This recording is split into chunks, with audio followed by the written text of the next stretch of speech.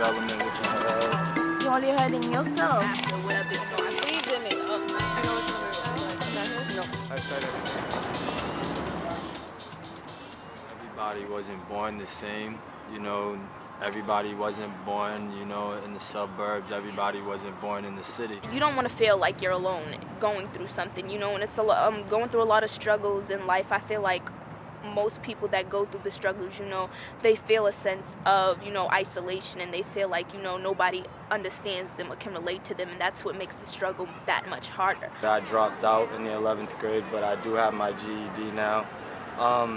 Just dealing with programs like this, I found that it's good for me. It keeps me out of a lot of trouble, and I feel like I'm giving a lot back that I took from people, which is helping the youth turn their life around and, you know, go in a better direction.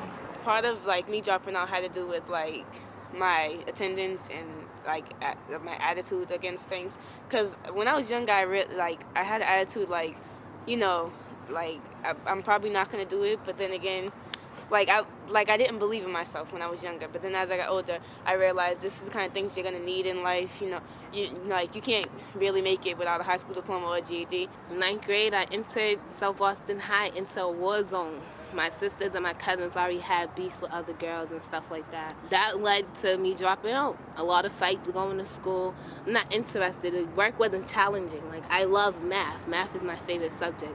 And I felt like they was giving me middle school work. So I was flying by in math, but the things I need help with, the teacher, I had like 30 students, so the teacher wasn't there to help. While I was in 9th grade, I had a car accident. So I stopped going to school about 1 year. And then I finished my high school, and then, but I didn't have my diploma. I started skipping school and whatnot, hanging around with the kids in my neighborhood. Then I had just, well, actually, I was seeing this boy, whatever. So I had a boyfriend at the time. So that was a lot of the reasons why I was skipping school. Because I kind of feel like, you want to know what, I missed a lot of school.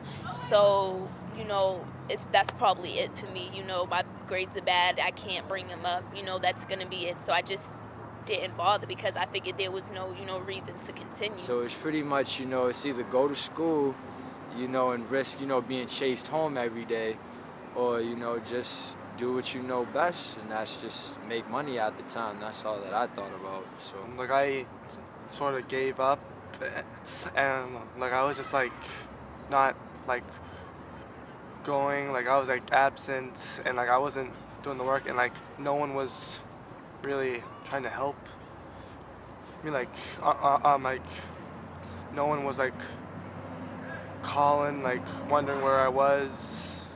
I wasn't always as motivated as I am today, but now that I am ready and willing to, you know, get back on track and follow and try to achieve my goals, I just, you know, I'm grateful that ABCD University High is just one of those doors that opened up for me, and I'm like, you know, very appreciative for them being there. And it's made me want to go to school, because before at Snowden, it was like I used to always want to go there, but once I got there, it was just like I can't do it because the support from it just wasn't there.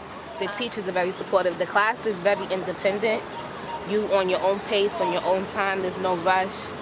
Of course, there's a deadline because, you know, life has rules. But other than that, they help you find a job. You have parents in classes. I feel like I'm at my pace, and people respect me, and I get along with others well. I'm like really paying attention now, and like not like goofing off, and like going every day. Like my attendance is like perfect now, and I hope it like stays that way, and like I'm like the only one who can actually keep it that way. Like no one else can like really do it for you. Yeah, do it for me. Them always calling them, they always just keeping in touch with me, which just kept me in their program. And then there's a program through Sociedad, which is called the Health Careers for Youth, it's a career exploration program where they take you to all the hospitals that are in the Brigham and women's area, real professionalized. And for me to be able to have that opportunity to be able to do that, that just, helped me show myself that, I'm worth something. I have skills, I can be able to do that. You have more one-on-one with the teachers, which is, you don't call the teachers miss this, miss that. It's a first-name basis, so it gets more personal. They make sure that you're on task. They make sure that you get the work done. If you need help, you're staying after for the tutoring.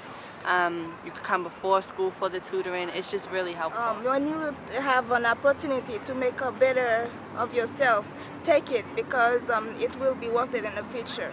Man, with all the struggles that there is in life in general, having that chance to just come back and do good and do better and want more, and you expect more of yourself when you get that chance. You're more on that level where you're like, I can do it. It's gonna be hard, but you gotta live up to it. And when you're offered to come back and try again, that's so helpful, because when you mess up the first time, it feels so bad. It's like, gosh, what did I just do? Like, you have to go through things to become a stronger person, and to have programs like the ones that we're in to kind of, cater to us as we become a stronger person. I think that really helps us out a lot. My biggest issue or my biggest struggle within me growing up was basically staying focused and stop being so stubborn. I was running away, I was in the streets getting locked up, fighting, a lot of stuff like that. I was very negative. And it was mainly because I felt like everybody was against me. I had to have up a barrier. I had to have up that wall all the time. You had to do what you have to do for your own self. Because in the future, those people are not going to be there supporting you anyways. You're going to be doing your own thing on your own stuff. And, We live, or we're a product of our environment, and I feel like it's about time that we start making our environment a product of us. Having a son is a big challenge. And trying to work now is even harder. But so far, my biggest challenge was having a son and managing to balance him being born and him growing up and going to school at the same time.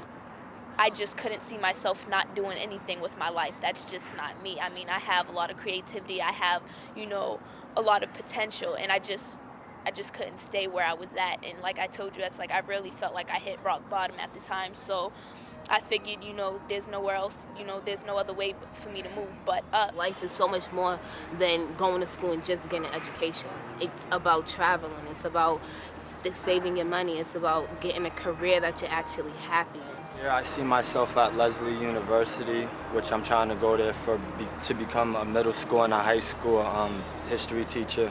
in a year, I plan on going to Bunker Hill Community, and I want to take up law because I always wanted to be a lawyer. I never believed in college. I was like, whatever, it's just a gimmick to get in debt. They just want your money. They always want this. It's all gimmick. Now I can actually see the full grasp of it. Like, it's important to go out there and further your education.